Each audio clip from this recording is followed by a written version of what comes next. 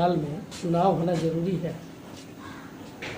तो ये आपके सवाल के जवाब तो हमारे जिला के प्रभारी पॉलिट ब्यूरो सदस्य कमल झा ने दिया है, और वही मेरा भी जवाब है कि जनता के सुरक्षा प्रधान है, और इसको ध्यान में रख करके चुनाव आयोग को डिसीजन लेना चाहिए। जहाँ तक पार्टियों के बात आप कर रहे हैं कि आप चुनाव आयोग से लिख करके देंगे, तो यह काम हो रहा है और चुनाव आयोग को अंतिम निर्णय लेना है। तो हम लोग तो जनता की सुरक्षा को ही प्रधान मानते हैं, और इसी के आधार पर जो भी निर्णय हो वो जनता के लिए होगा। दूसरी जो बात है कि इधर जो गांव-गांव में सामंती आपराधिक ताकतों का जो मनोबल बढ़ा है और गरीब गुरबे पर जो हमले हो रहे हैं, ये बिहार की सरकार गरीबों को सुरक्षा देने में फेलियर साबित हो रही है और उन अपराधियों पर कोई कड़ी कार्रवाई नहीं हो रही है। दूसरी जो बात है कि आज दिन दहाड़े गरीब गुरबे लोगों के जो रोटी का मुंह के नेवाला का लूट हो रहा है, ऐसी स्थिति में ये कानून के राज और सुशासन, जो नीतीश बाबू कहते हैं कि मेरा चेहरा गरीब का चेहरा है, लेकिन गरीब का रोटी छीना जा रहा है दिन दहाड़े। जहां 5 किलो राशन लाभुकों को मिलना चाहिए, वहां 4 किलो राशन मिल रहा है, और घर पर तौल करने के बाद वो 3.5 किलो हो जा रहा है। एक खुलेआम लूट है। उसकी रेट मूल्य तय है 2 रुपया किलो गेहूँ और 3 रुपया किलो चावल, लेकिन उस पर 3 रुपया किलो गेहूँ, 4.5 रुपया चावल, ये रेट उसका जो है लिया जा रहा है, और ये एक भारी पैमाने पर लूट मची है। दूसरी जो उसमें और जो गड़बड़ी है कि कार्ड लाभुकों के हाथ में है, लेकिन पॉस मशीन नहीं बता रहा है और उसका राशन नहीं मिल रहा है। वो पिछली बार राशन लिया है, इस बार पॉस ने नहीं बताया, वो कह रहा है डीलर के लिए राशन नहीं मिलेगा। कुछ सरकार ने जो 9 दिन में कार्ड निर्गत करने की बात बोली थी, और आज 3 महीना से अधिक हो गए, लेकिन कार्ड तो सबको नहीं मिला। कुछ लोगों को मिला है, तो सरकार के नुमाइंदे कहते हैं कि यह कार्ड जो मिला है सिर्फ और सिर्फ 1000 रुपया के लिए। तो ये भी गरीबों के साथ एक बड़ा छलावा हुआ है। इस कोरोना महामारी के दौर में गरीबों के साथ एक छलावा हुआ है, और बिहार एनडीए की सरकार ने हम समझते हैं कि बड़ा छलावा की है। कहीं गरीबों के हक, सुरक्षा और सम्मान के साथ रोजगार देने में यह सरकार फेलियर है, और ऐसी परिस्थिति में बिहार के, चाहे वो प्रवासी मजदूर हों, मनरेगा मजदूर हों, गरीब गुरबे लोग हों, न्याय पसंद लोग हों, सारे लोग अब मन बना रहे हैं, पूरे तौर पर मन बना रहे हैं कि आने वाले चुनाव में एनडीए के सुपारा साफ करना है। ये मैं ऐलान इसलिए कर रहा हूँ, यही परिस्थिति है। कल ही दरौली प्रखंड पंचायत समिति की मीटिंग हो रही थी, और उसमें जो प्रतिनिधि आए थे, बीडीसी, मुखिया, ये सारे लोग जो आए थे, जनता के ज्वलंत मुद्दों को तो उन्होंने बखूबी उठाया, लेकिन उसके समाधान के कोई उपाय वहाँ किसी ने नहीं सुझाया। और साथ ही वहाँ के जो भी, माने यहाँ तक लोगों ने बताया कि जो इंदिरा आवास व्यक्ति है, जो उसका जांच करता है, वो जाकर के गांव में राजनीति करता है। वहाँ के सारा प्रशासन, दरौली प्रखंड के जो भी लोकल प्रशासन है, वह राजनीति में लगा है। जनता के मुद्दों का समाधान करने से उसको कोई लेना देना नहीं रह गया है, जो यह काफ़ी इस लोकतंत्र में दुखदायी है, चिंताजनक है। और हम ये कहना चाहते हैं कि हमारी बात माननीय मुख्यमंत्री नीतीश कुमार तक पहुंचती है तो उनको इस बात की गारंटी करनी चाहिए कि जो मनरेगा मजदूर हैं उनका रोजगार मिले, जो गरीबी रेखा और जो गरीब गुरबा लोग हैं उनको हर महीने 5 किलो अनाज की गारंटी हो, और जो प्रवासी मजदूर आए हैं उन मजदूरों को 10,000 रुपया कोरोना भत्ता के रूप में एक मुश्त मिले। और ये काम नहीं होता है तो हमारी पार्टी इसके लिए जबरदस्त संघर्ष करेगी। और विधानसभा में 3 अगस्त से चलने वाला विधानसभा है, उस विधानसभा में इस सारे प्रश्नों का जवाब हम सरकार से लेके रहेंगे। जब तक जवाब नहीं मिलता है सदन को नहीं चलने देंगे। लगातार बढ़ रहा है और इस खतरे के प्रति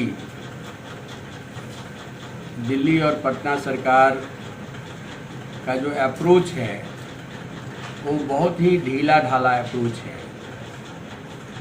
ले दे करके सरकार लॉकडाउन पर चली आती है, लेकिन टेस्टिंग, ट्रेसिंग और ट्रीटमेंट इस पर जो जोर पड़ना चाहिए वो बिल्कुल नहीं है।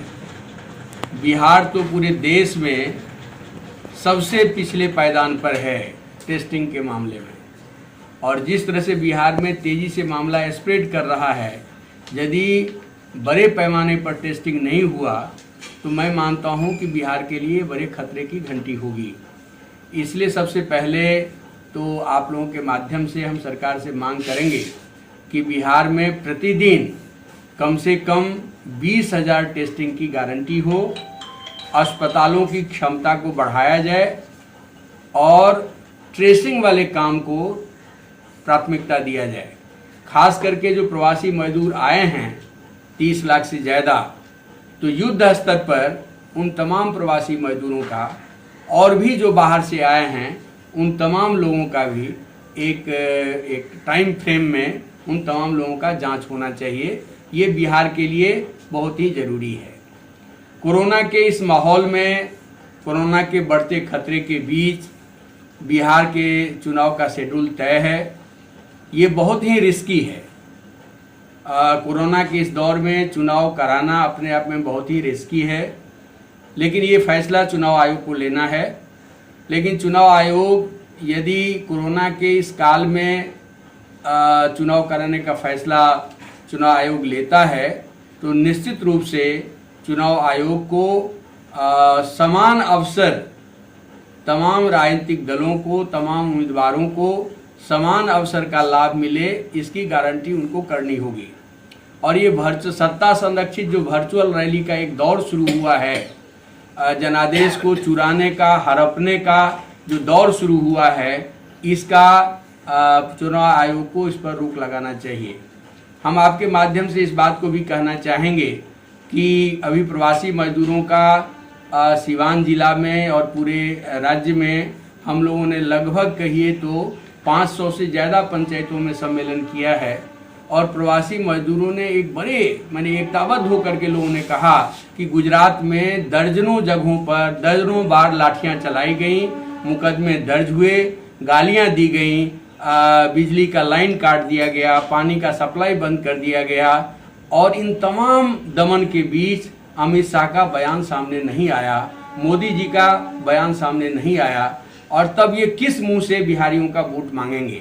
ये एक सवाल बिहार का बड़ा सवाल है, और इसलिए हम लोगों ने इस सवाल को बड़ी मजबूती से उठाया है कि जो भी बाहर के मजदूर आए हैं और बिहार के भी जो ग्रामीण अन्य मजदूर हैं, उन तमाम मजदूरों को कम से कम कोरोना लॉकडाउन 10,000 का भत्ता अनिवार्य रूप से मिले। और ये स्वयं सहायता समूह की जो महिलाएं हैं, जीविका समूह की जो महिलाएं हैं, वो कोरोना लॉकडाउन के चलते पूरी अर्थव्यवस्था ठप है तो अपना किस्ती नहीं भर पाई हैं, इसलिए उनकी किस्ती का कम से कम 3 महीने का किस्ती माफ़ हो, ये एक बड़ा सवाल है। किसानों के लोन माफ़ी का सवाल, बटाईदारों के केसीसी लोन माफ़ी का सवाल, ये बड़ा सवाल है। इन तमाम जनता के सवालों को लेकर के हम लोग अभियान में उतरे हैं, और इसी जनता के सवालों को लेकर के हम चुनाव की भी तैयारी कर रहे हैं।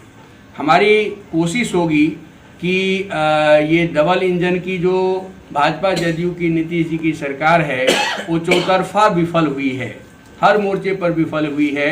लोगों की आकांक्षा की कसौटी पर ये सरकार नहीं खरी उतरी है और बड़ी बड़ी बात कर रहे हैं रोजगार देने को लेके। प्रधानमंत्री जी भाषण दे रहे हैं, मुख्यमंत्री जी भाषण दे रहे हैं कि प्रवासी मजदूरों को हम रोजगार देंगे, लेकिन यहाँ सूता मिल में जो रोजगार पर लगे हुए लोग हैं, सूता मिल को बेच करके आप वहाँ इंजीनियरिंग कॉलेज खोल रहे हैं और हजारों सूता मिल मजदूरों को और उस पर डिपेंडेंट रहा है बड़ा समूह। सीवान का ये हथकरघा का बड़ा सेंटर रहा है, स्पाइनिंग सेंटर रहा है हिस्टोरिकली। ये इसको कहिए, यहाँ तो मैनचेस्टर कहा जाता था सीवान को। उस दिशा में कहीं कोई बात नहीं हो रही है। चीनी मिल बंद है, उस पर कहीं कोई बात नहीं हो रही है और बड़ी बड़ी बात रोजगार देने की बात हो रही है। तो बिहार से मजदूरों का ये जो पलायन हो रहा है, इस पलायन के लिए ये सत्ता में रहने वाले लोग इसके लिए जिम्मेवार हैं और बिहार के विकास के लिए, रोजगार सृजन के लिए एक संपूर्ण कार्य योजना बिहार के सामने आए, ये बिहार की जनता का अहम सवाल है। इन सवालों को भी हम मजबूती से उठा रहे हैं और इसी संदर्भ में हमारा कहना है कि ये भाजपा जदयू की जो सरकार है पटना में, इस सरकार को घेरने के लिए जरूरी है कि विपक्ष की एकता हो। भाकपा माले की पूरी कोशिश है कि विपक्षियों की एक एकता हो और एकता के आधार पर, विपक्षियों के मंच के आधार पर, एकताबद्ध मंच के आधार पर भाजपा जदयू सरकार को परास्त किया जाए। इस दिशा में भी हमारी पार्टी काम कर रही है और इसी संदर्भ में अन्य राजनीतिक दलों से भी हमारी क्रिया प्रतिक्रिया चल रही है, बातचीत चल रही है। और सीवान में हम लोगों ने तय किया है, सीवान की जिला कमेटी के साथियों ने ये तय किया है कि हम 5 सीटों से चुनाव लड़ेंगे और 5 सीटों का प्रस्ताव राज्य कमेटी के पास भेजा गया है। तो विपक्षी एकता को देखते हुए, विपक्षी पार्टियों के संपूर्ण समागम को देखते हुए ये सीटें कुछ कम हो सकती हैं, लेकिन हमारी तैयारी जारी है और जनता के मुद्दे को लेकर के बड़े स्तर पर हम इस प्रक्रिया को आगे बढ़ा रहे हैं। साथ ही साथ हम ये देख रहे हैं कि इस कोरोना के काल में, इस संकट के काल में, इस महामारी के काल में, जब भुखमरी का दौर है, जब बेरोजगारी का दौर है, रोजी रोटी का सवाल है, छात्र नौजवानों के लिए सारे शिक्षा के दरवाजे बंद हैं, रोजगार के दरवाजे बंद हैं, ठीक इसी दौर में दलित गरीबों पर हमला तेज हुआ है, वंचितों पर हमला तेज हुआ है और ये भाजपा आरएसएस के लोगों को उकसा रहे हैं और जगह जगह तनाव पैदा कर रहे हैं। ये हमारी पार्टी ने इसको गंभीरता से लिया है और हम लोगों ने तय किया है कि पूरे सीवान जिला में 19, 20, 21 3 दिनों का सामंती सांप्रदायिक पुलिसिया हमले के खिलाफ गांव-गांव में हम सभा और धरना प्रदर्शन करेंगे। कोरोना के नियमों को मानते हुए, देह से देह दूरी जो का हमारा सिद्धांत है उसको बताते हुए, जनता को कोरोना के प्रति सजग करते हुए इस अभियान को हम तेज करेंगे। और 28 को पूरे बिहार में किसानों के लोन माफ़ी के सवाल पर, महिलाओं के स्वयं सहायता समूह के लोन माफ़ी के सवाल पर एक बड़ा अभियान पूरे जिला भर में होगा। यही हमारी फिलहाल कार्य योजना है। हमारे बीच में पार्टी के विधायक सदस्य जी हैं।